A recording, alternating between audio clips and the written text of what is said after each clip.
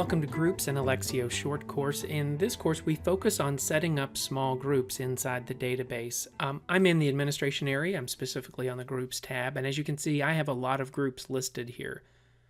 To add a new group, you're going to use the Common Tasks menu, choose Add New Small Group. We'll focus on one that I already have built out here. In my case, I am choosing a naming convention that gives some indication of where it's at. In my case, that's actually campus orientation. Then that it is a small group, or life group as I'm calling it there.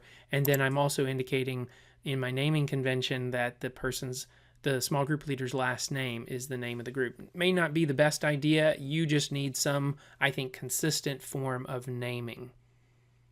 Most of these fields really are optional. The more you put in, the more benefit you're going to get in other parts of the system. One of those areas that you'll see benefit is, in this case, my Branch Creek group is published as an online group in the what's called the Group Finder. I'm going to transition to the portal and show you what I mean by Group Finder.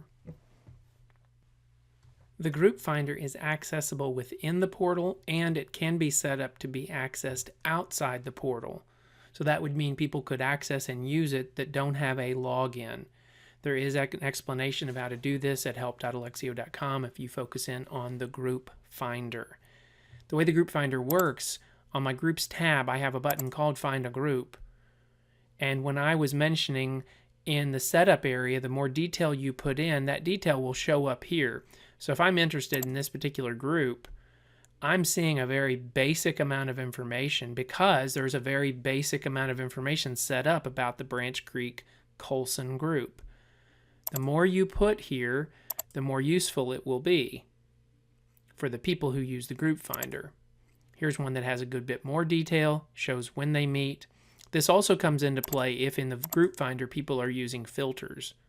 So if I'm looking for a group that meets on Sundays with childcare and I apply that filter, these are the 4 groups that meet that criteria. Well, there may actually be more that actually do in reality meet that criteria, but the problem is, back in the database, no one's gone to the trouble of defining those parameters.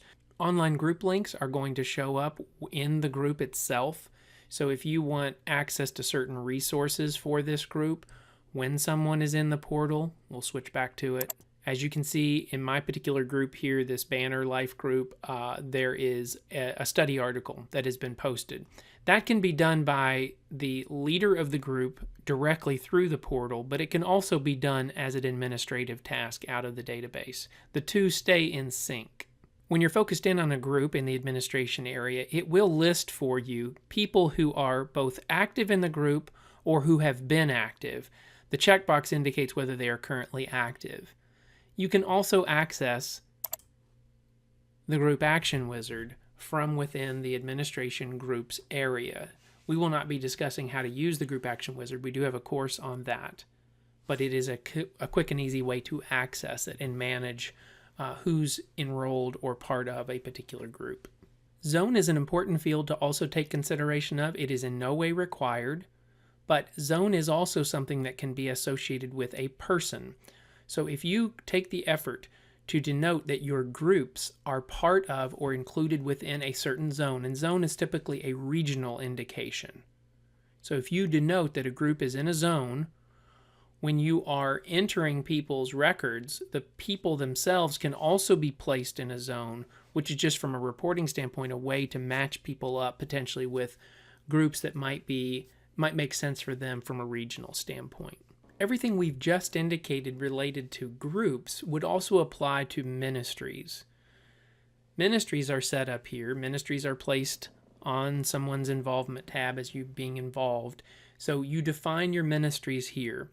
A couple of different things. There is no ministry finder out in the portal, so there is no option here to make this available there.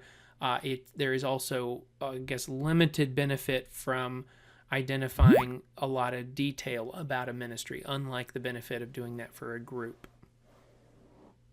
Similarly, classes are also set up in a very similar way to small groups.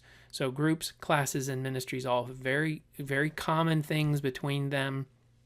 One of the important things with all of these is that you can mark them as active or inactive. Now, I do not mean the people themselves, but what I do mean is they are the group itself or the class itself or the ministry team itself is active.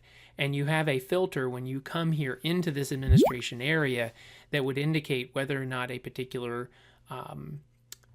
group, class, or ministry is active, and that's what would only be showing. So if I change this to show potentially inactive classes, now I'm seeing those that are just inactive. One final note about small groups.